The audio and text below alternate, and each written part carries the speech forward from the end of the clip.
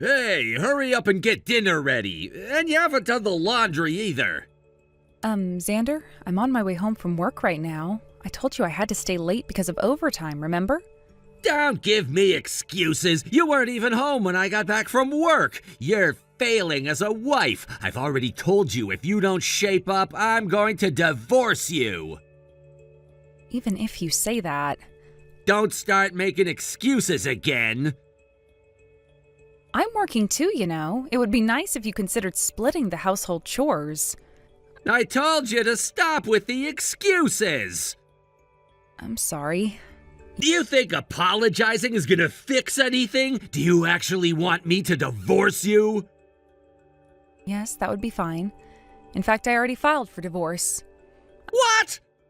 I just came back from the city office where I submitted the divorce papers to the after-hours reception. I have no intention of returning home. That's why I packed my things before heading to work today. Wait, what? Hey, hold on a second. You need divorce papers to get divorced. About that, do I even need to ask where the divorce papers are? How many times have you thrown signed divorce papers in my face screaming about divorcing me? It's been countless, right?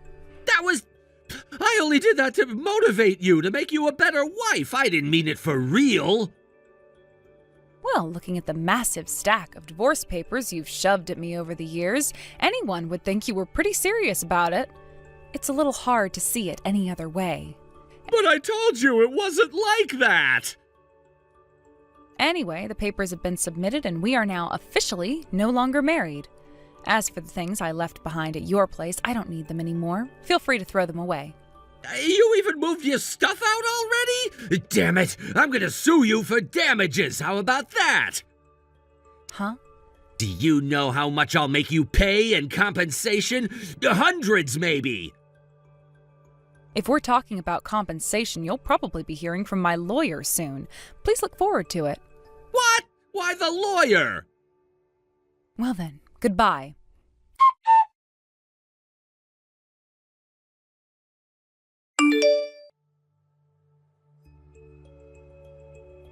Hey, Bethany! What's this about a certified letter showing up talking about alimony? What the hell is going on? If you got the certified mail, you should know what it's about. I didn't do anything that'd make me owe you alimony. This is insane! Have you actually read the documents I sent you? Something about me cheating, right? That's nonsense. You've got no proof, so stop trying to scare me. You're just doing this because you're panicking over how you'll get by now that we're divorced and you want a lump sum. Well, I'm not falling for it. You can forget it. Xander, don't you realize that the very fact a professional lawyer is involved means there's already proof of your infidelity? What? I have enough evidence to make a strong case, which is why my lawyer agreed to take it on. Unlike certain people who throw around threats of alimony without any basis, my case actually holds up. You didn't think things through, did you? You can't be serious. Oh, and another thing, my financial situation is fine, thank you very much. I wasn't struggling to make ends meet. In fact, I was earning more than you were. What? Yep. So no, I don't need your money to survive. But I do expect you to pay the alimony that you owe, and let me be clear, I will only accept a lump sum payment. No installments or dragging it out.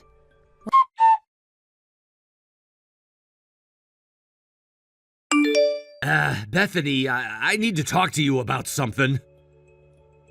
What is it? I've already received the full amount of the alimony, and we're not exactly on terms where you can just casually ask me for advice. Honestly, I'm planning to block you any moment now. So I'd rather you stop contacting me altogether. Well, actually, I was wondering if you could, temporarily return the alimony. What? Do you even understand what alimony is? You want me to return it? Seriously? You see, the thing is... The thing is what? I got hit with another alimony demand from Avery, too. Oh, Avery. Right, your mistress. The one you started dating after you lied about being single. She's the wealthy girl, isn't she? I mean, we loved each other so much, but now she's suddenly demanding alimony to break up? It doesn't make sense. You can't actually be saying that, right? Like, are you seriously pulling this poor misunderstood guy act right now? You've got to be kidding me. Huh? I mean, let's be real here. You do realize you could have been slapped with a lawsuit for marriage fraud, right? What are you even talking about, acting like the victim in this? Marriage fraud? What are you even talking about? I didn't commit any fraud. You don't even see it, do you? You are such a disaster. You lied to her, pretended you were single, and started a relationship with her. If money or any kind of marriage arrangement has gotten involved, this would have been a whole different legal mess. You should be thankful you're only dealing with alimony.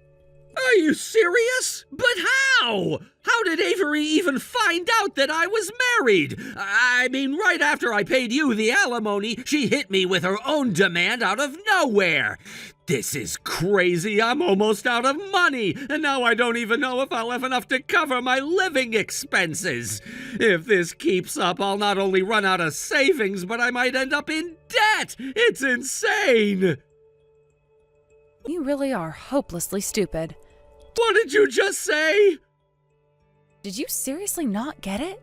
Did it never cross your mind that maybe, just maybe, Avery and I coordinated this? That we were in contact? What? You didn't even consider that, huh? Of course not. Well, let me fill you in on something you seem to have missed. The reason I found out about your affair with Avery in the first place was because her parents reached out to me. Her parents? Wait, what do they have to do with this? Yeah, it turns out that when you're dating the daughter of a prominent wealthy family, they tend to do their homework. It's not like they're just going to let anyone date their daughter. So they dug into your background and found out that, surprise, you were married. And once they knew, they contacted me directly. They told me everything, with proof, by the way. They even said, your husband is cheating on you and pretending to be single. He's deceiving our daughter. They had all the receipts, Xander.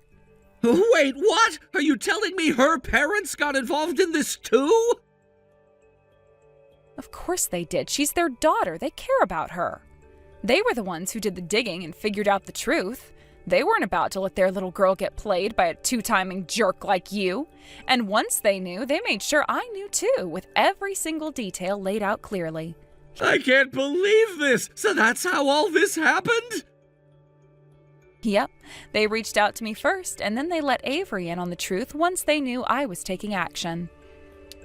The reason her alimony demand came after mine was just because they prioritized making sure I was okay first. Honestly, I think they were being pretty considerate. So you're telling me I got double-teamed by you and Avery's family? Exactly, and I'm sure if things had gone a little differently, if they hadn't found out when they did, you'd be facing much worse than just alimony payments from both sides. This is unbelievable! It's actually completely believable. You dug your own grave, Xander. Now you get to lie in it. But what am I supposed to do now? I'm completely screwed. I don't have enough to pay Avery's alimony on top of everything else. I'm running out of options here. Well, that sounds like your problem now. I've done my part, and frankly, I couldn't care less what happens to you. You're the one who created this mess, so you're the one who has to deal with the consequences. Good luck with that. You're going to need it. Bethany, please, isn't there anything you can do to help me out? Just this once? Not a chance. You made your bed, and now you're going to sleep in it. Have a nice life.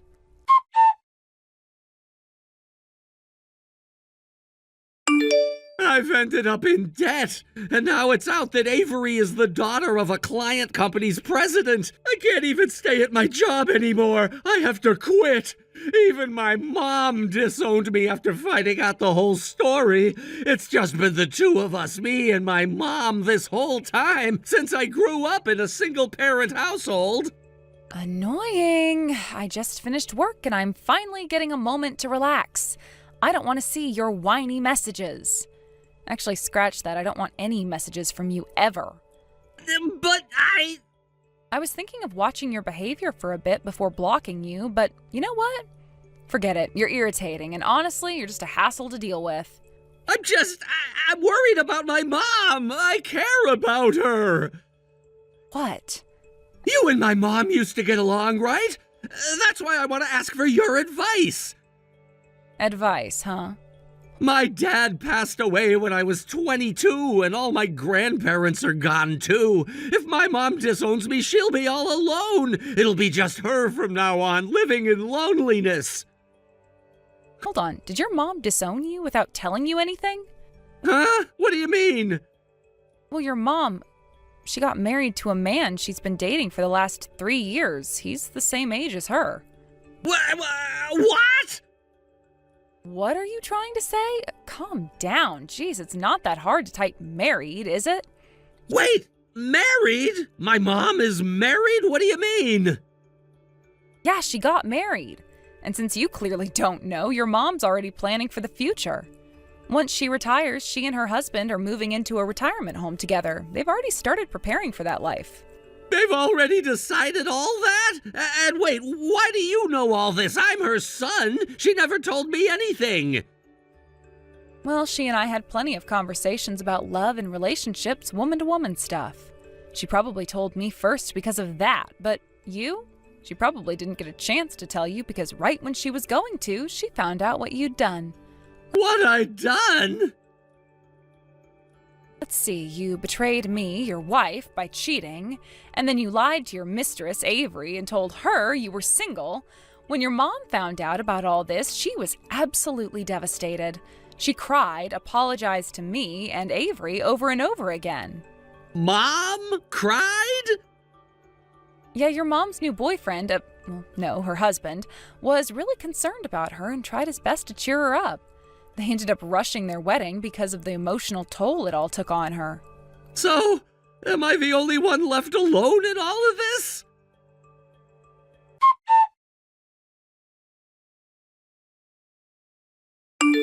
Bethany! Finally, I'm back! Sorry to keep you waiting. Who is this? Your husband! My husband? The phone number doesn't match the one of my fiancé. It's me, Xander! What? Yeah, I know the number's different. That's because I had to change it.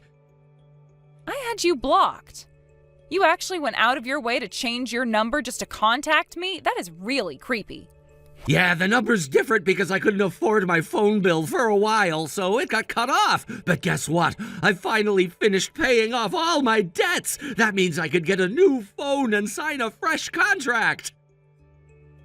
Wow. So you finally managed to pay everything off? How commendable. Yeah, I've been working like crazy to fill the void, you know? Being all alone, it's tough. It's only been a few years, but it felt like an eternity. So let me get this straight. You're saying that you got a new phone and that's why your number's different? Exactly, and I'll make sure you save this number in your contacts, all right? I'd rather not. Oh, come on, don't be like that. I get how you're feeling. My feelings? What are you talking about? I heard you're still single. You know what that means, right? And what exactly does that mean? It means, I knew it, you've been waiting for me all this time.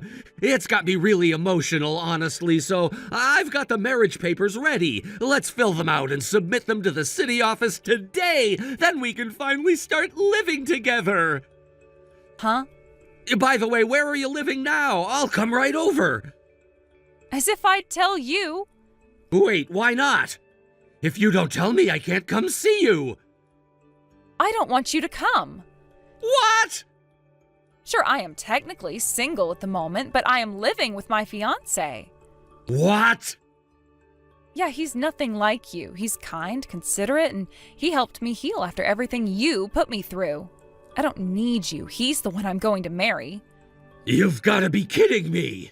No way, this can't be real. Tell me you're lying. You are so annoying. What? Maybe it's time I consider changing my phone number too. Bethany! For now, I'm just going to block you again. Bye. Bethany!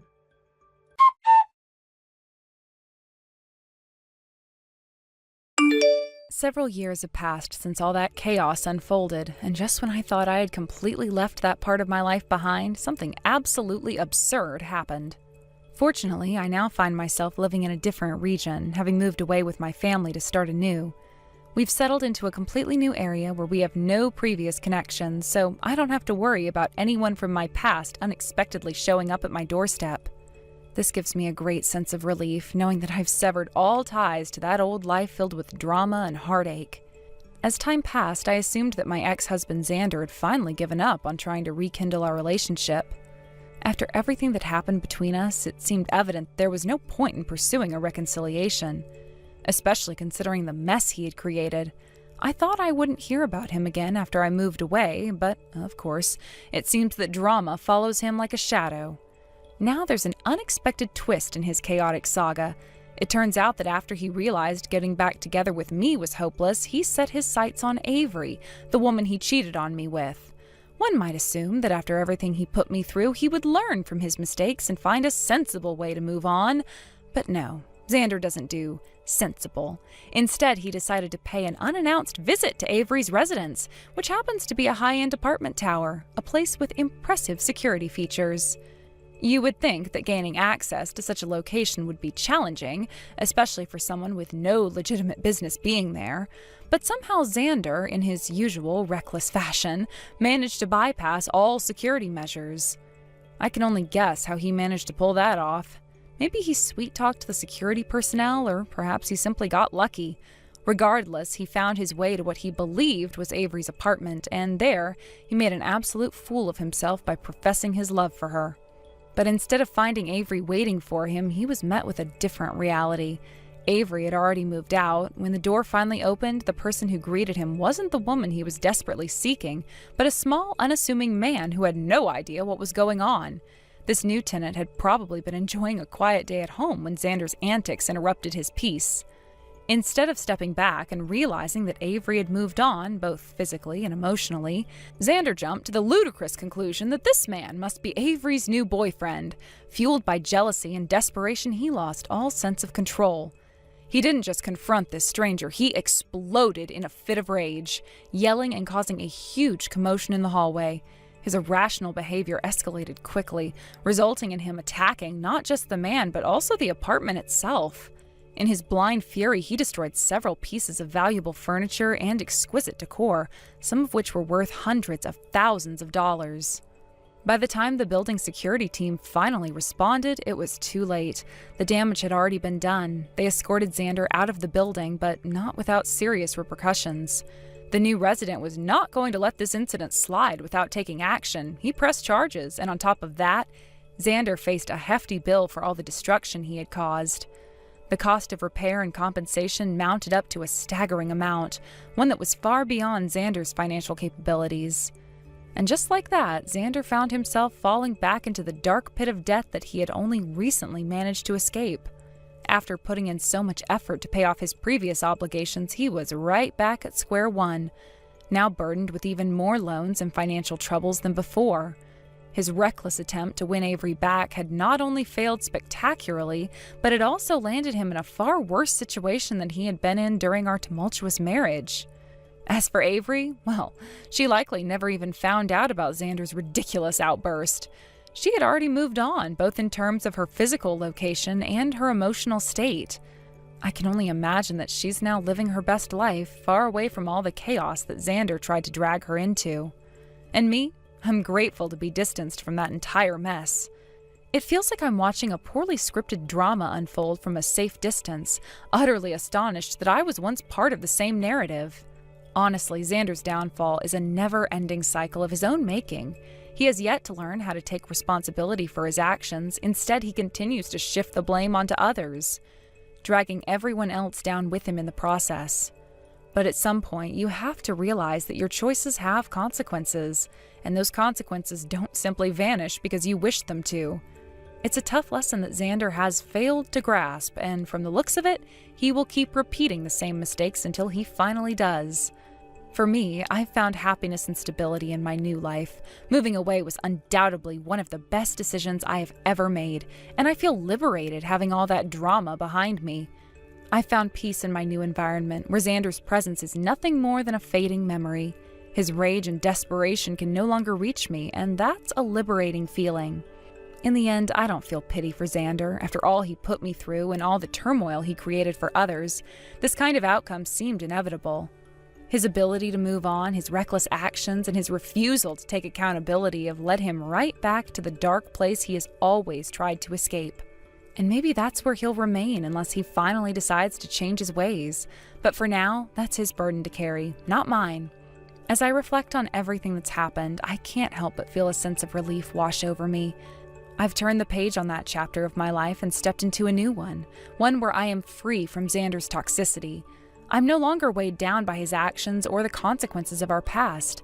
I have the opportunity to build my own future, and I am determined to make the most of it. Now, I wake up every day feeling grateful for my life. I'm surrounded by people who support me, and I am focused on my goals and dreams. I've learned to appreciate the simple things, like enjoying a quiet morning with a cup of coffee, taking a stroll in the park, and spending quality time with loved ones. My life is filled with positive experiences that I never thought I would have again after everything I went through with Xander. Even though I occasionally hear stories about his misadventures, I find myself laughing rather than feeling any anger or sadness. It's almost comical how his life has spiraled out of control, all due to his own choices. The absurdity of it all brings a smile to my face, and I'm finally in a place where I can appreciate the irony of my past, knowing that I've moved beyond it. So, while Xander may continue to wallow in his own mistakes, I'll be here, living my life to the fullest and cherishing every moment of my newfound freedom. I've closed the door on that chaotic chapter, and I have no intention of looking back. Thank you for watching. Please subscribe and hit the like button. See you next time.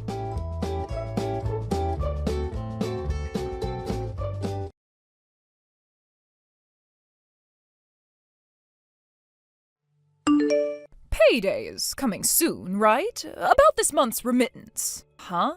This month I'm going to raise the amount again. Wait a minute. Mom? Is this some kind of joke? If you raise the amount any higher, I won't be able to afford my own living expenses. What are you saying? It's only natural for children to send money to their parents. Yes, I understand that, and I'm still sending money, but can we talk about the amount? It's becoming unreasonable. By the way, is Dan still sending his remittance? Is it still the same amount, $1,500 every month? Of course, Dan is so successful, talented, and such a dutiful son. There's no way I'd burden him with more. Yeah, I shouldn't have asked. But listen, I can't increase it anymore. What? Like I said earlier, I really can't do it anymore. Even right now, I'm barely managing to make ends meet. If you push me further, I really won't be able to survive. Then just cut back on your expenses even more. It's as simple as that. If I cut back any more, I'll be living a life that's not even human. I'm barely living as it is, and you're asking me to scrape by even more? Then just work harder and earn more money. Do you even hear what you're saying? You're asking me to sacrifice everything just to increase the remittance, and for what reason? It's ridiculous. Don't you have any sense of duty towards your family? You left this house out of your selfishness, so it's only right that we decide the amount you send back. I left because I had no place in the house, not because I was being selfish. And let me remind you, I'm already sending you $3,500 every month. That's a huge amount. If you include Dan's contribution, it's a small fortune. Besides, isn't Dad receiving his pension starting this year, and didn't he get rehired after retirement? Well, yes, he's still working. So you're getting his pension, and he's still earning a salary, right? And on top of that, you're asking me to increase the remittance? It's just you and Dad at home now. What kind of extravagant life are you living that justifies asking for more? I'd really love to hear an explanation of where all this $3,500 is going. Stop being so selfish. How am I being selfish? I'm not increasing the amount. Period. It's already too much, and if you keep pushing, I might just lower it. What? How dare you talk back to your own mother like this? Can't you listen to your parents? Look, even if you are my parents, there are limits to what I can agree to. Don't you understand that? I can't just do everything you ask for without question. All right, I have said my piece. Bye. Wait, Ruth, come back here.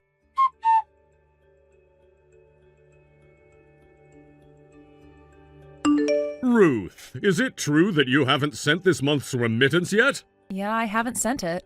Why not? Because Mom made an unreasonable demand and I'm holding off until we resolve it. Once things are settled, I'll send the money. But you promised that you'd send money every month when you moved out of the house. That was the condition, wasn't it? This is starting to look a bit selfish, don't you think? Wait, are you going to ask me to increase the remittance like Mom did? Well, yes, I think it's time you raised the amount. Honestly, I believe it would be a good opportunity for you to learn how to manage your finances more wisely. What are you even talking about? Look, Dan can afford to send $1,500 a month because he runs his own company and earns over $100,000 a year. But my situation is totally different from his. I told Mom the same thing. If you expect me to send more, I won't be able to cover my own living costs. I'm seriously begging you, cut me some slack. Ruth, what exactly do you do for a living? What do you mean by that? Well, I thought you were in a specialized profession with the potential for high earnings. But if you're telling me you can't survive after sending the little amount of money you do, I have to wonder, are you really working properly or are you just wasting your money carelessly? What? Given the current situation, it's hard not to think that. Look at Dan. He sends $1,500 every month without complaint. You, on the other hand, send a mere $100. Do you even respect your parents? $100? Wait, what are you talking about? Yes, $100. That's all you send, while Dan is sending 10 times that amount. What does that say about you? Wait. What do you mean $100? I've been sending $3,500 every month. $3,500? Are you serious? Yes, 5 years ago when I first moved out, I was sending $1,000 a month. But then it kept increasing because of things like Mom saying she needed money for medical appointments or that she had to take out a loan to replace the car or that the electricity bills were too high. So little by little, the amount went up until about 6 months ago when it reached $3,500. All that time, I kept sending the money because I felt it was my duty after moving out, and I lived as frugally as possible to make it work. But recently, my coworkers started to notice how I was living, and one of them even scolded me, saying I need to think about my own financial limits. That was when I realized how absurd it had all become. Ruth, I'm telling you, the fact remains that we've only received $100 from you. I swear, I have been sending $3,500. Are you still saying that? Of course I am. It's the truth, and I've been doing it for months now. Don't lie to me. If what you're saying is true, then stop the payments. Wait, stop them? What do you mean? I'm saying if you're really sending that much, then stop. Let's see what happens. Wait, are you seriously telling me I can stop sending money? You don't want me to reduce the amount, but just stop entirely? $0? Yes, you think we can't survive without your remittance? We're not living in such poverty that we'd struggle if your money stopped coming in. Oh, so that's how it is. However, if you do stop sending money, don't even think about stepping foot back into this house. You'll no longer have a place in this family. That's fine by me. What? I moved out 5 years ago with no intention of coming back. I started my own life, and if you're telling me I can stop the remittance, that's the best news I've heard in a long time. It's a huge relief. Wait, Ruth! Oh, and make sure to let Mom know, too. I'm done. Bye. Why is she so happy?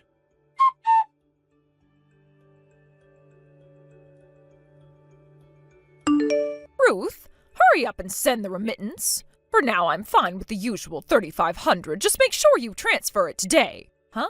I'm not sending any more remittances. What? You can't do that. I'm in the middle of dealing with so many bills. The payment deadlines are coming up fast. Like I said, I'm not sending any more money. Are you really going to break the promise you made when you left the house? If you don't start sending money again, I'll bring you back home. Excuse me? If you want to continue living on your own, then send the remittance right now. And from next month, I expect you to send $4,000. Wait, Mom, are you telling me not to come back home or that you're going to force me to come back? Which is it exactly? I'm saying that if you stop sending money, I'll make you come back home. But Dad told me if you stop sending the remittance, we'll never let you set foot in this house again. What? He really said that? Yes, he told me that yesterday. So before you start giving me an ultimatum, how about you and Dad get on the same page? Look, even if I were to start sending money again, I'd prioritize my own life first. And if I do decide to send anything, the amount will be a lot less than what I've been giving you.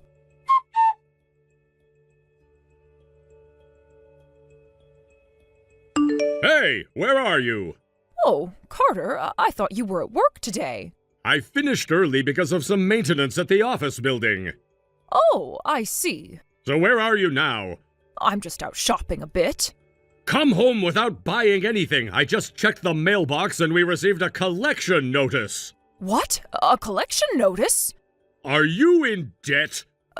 Yes, but it's not what you think. I didn't mean for this to happen. I've been trying to manage my finances. This is serious. How could you let it get to this point? You need to explain what's going on right now.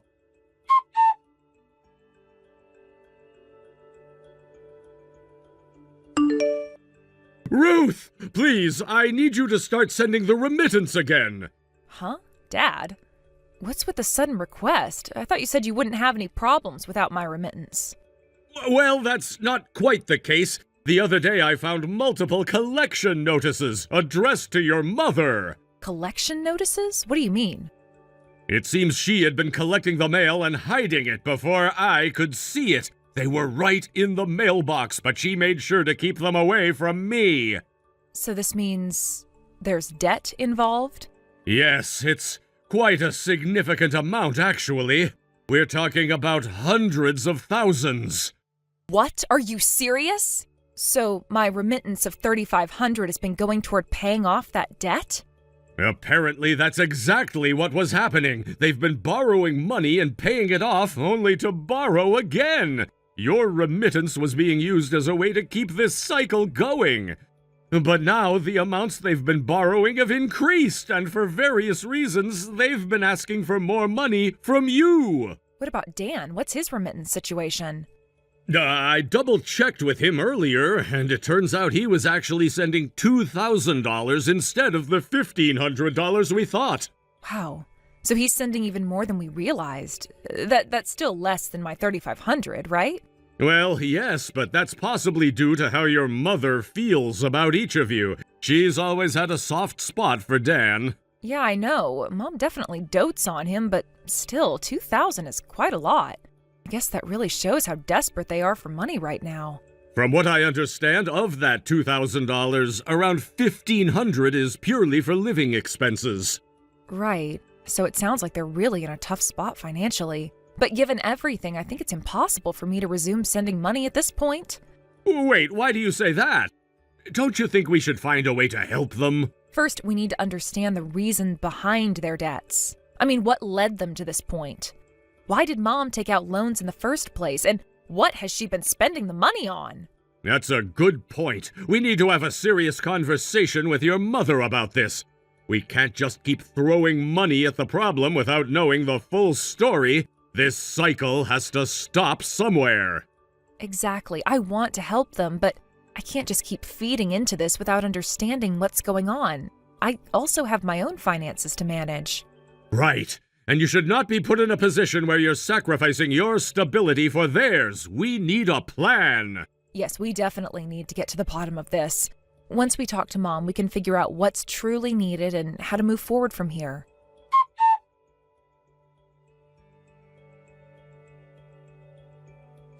Ruth, I want to apologize for the horrible things I said the other day. Huh? Oh, you mean the conversation we had last time? Yes, I know this sounds like an excuse, but I genuinely had no idea about your mother's debt. I had completely entrusted her with managing the household finances. I was led to believe that your remittance was only $100 and that Dan was sending $1,500. I took that at face value without questioning it. Then one day I happened to overhear your mother mumbling about the remittances, and without fully understanding the situation, I ended up complaining to you. Okay, Dad, I appreciate your honesty. It's good to know you weren't fully aware of everything. I truly am sorry for how I reacted. Thank you for saying that. Now, do you have any idea what caused her debt? I've always thought she was a bit careless with money, but I never imagined it was serious enough to accumulate debt. What could have happened? Well, it turns out she got really into hosting. Hosting? You mean like she's been spending money on that? Yes, apparently. From what I've gathered, she was doing more than just socializing. It seems she got heavily involved in that lifestyle. Oh my God. I truly believe this is going to lead to a divorce. Yeah, I can see that. It's definitely a complicated situation. But Dad, how do you even handle something like that? A mother over 60 getting into debt from hosting? It's just so hard to process. I know, it's rough, and honestly, it's painful to think about. I never thought we'd be in this situation. I've always believed we could get through anything as a family, but now it's like everything is unraveling. I feel a mix of anger and sorrow. I get it. This is beyond just a financial issue. It's about trust and family. I can't believe she would put herself in this position at her age. It's just heartbreaking.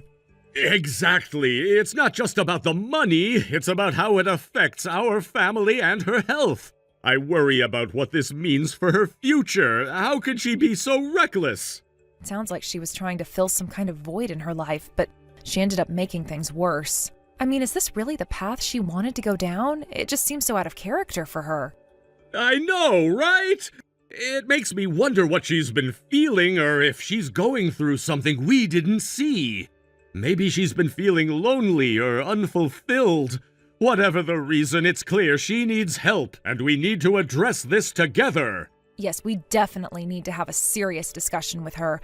I'm not sure how she'll react, but we need to confront this issue head on. It can't go on like this. Agreed. Let's try to figure out a way to support her, but also make sure she understands the gravity of the situation. We can't just let this spiral further out of control.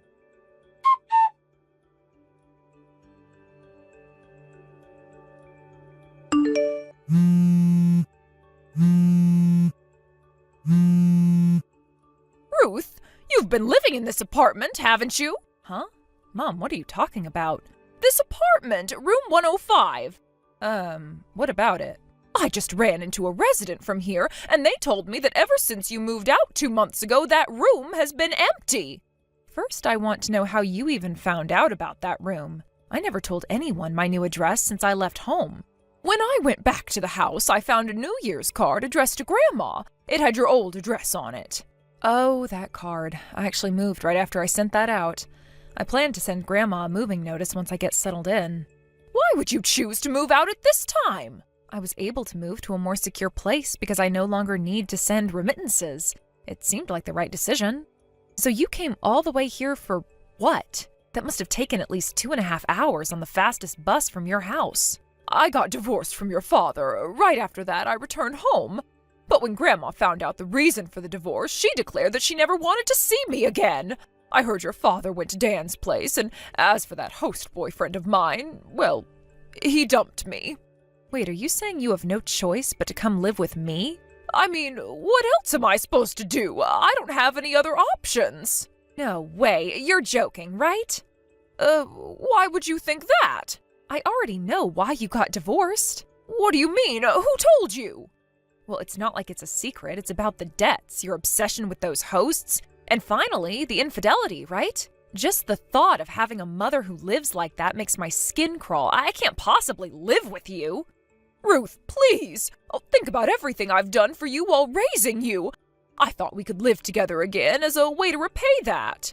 You lied to Dad about how much I send home every month. I know you've been secretly borrowing money and making those payments behind my back. I don't want to be dragged into any more of your messes, all right? Ruth, about your new address.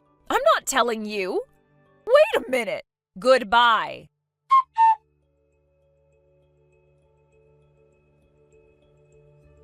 What on earth is she thinking? I truly cannot understand my mother's thought process. To be honest, I don't even want to understand it. After all, she failed to come to me for help, and now, because of that, she really has no place to go. For several days, she's been wandering around the nearby park, seemingly lost and without direction. While I was searching for her, I was approached by a group who had apparently been looking for her too. Before I knew it, they took me along with them, and I felt an odd sense of connection with these strangers, united by our concern for someone who had once been a central figure in my life. The days turned into an agonizing blur as I tried to piece together my mother's whereabouts. I could picture her in the park, sitting on a bench, staring off into the distance, seemingly lost in thought. I imagined her mind racing with all the burdens she carried. Is she reminiscing about better times or contemplating her next move? It's troubling to consider that her situation could spiral even further into despair. I remember the times when she was a vibrant part of my life, full of laughter and warmth. Those memories felt like a distant dream now. The thought of her aimlessly wandering without purpose gnawed at my insides. I had always assumed she would reach out if she needed help, but her silence spoke volumes about her state of mind. Was it pride, shame, or something else that kept her from turning to me? Days later, I encountered a group of people who seemed genuinely concerned about her. They approached me, asking questions about her whereabouts. Their faces were a mix of worry and sympathy, and I felt a strange kinship with them, despite not knowing them. It struck me how many lives my mother had touched, and yet she was now isolated and alone. They led me to a cafe nearby where we sat down to discuss what we knew.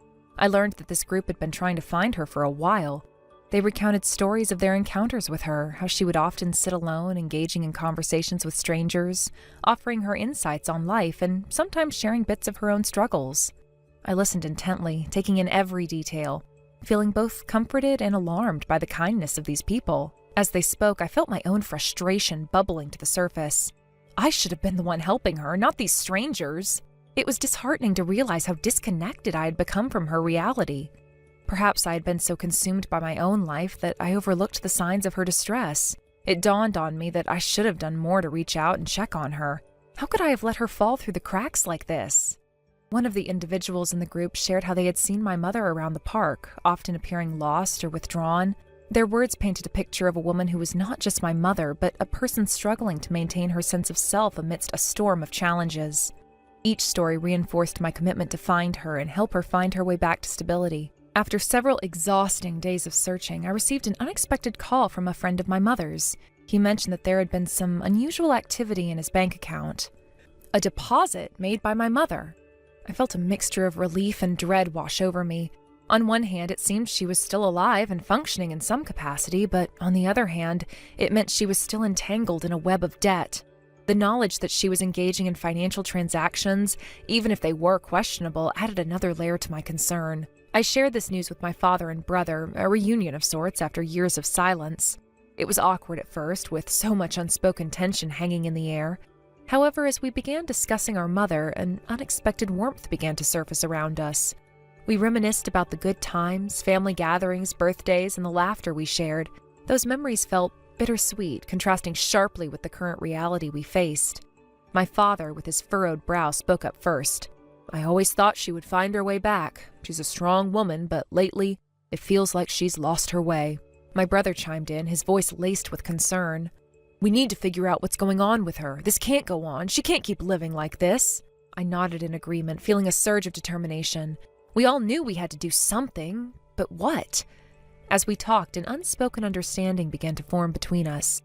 We recognized that it was time to mend the frayed bonds of our family.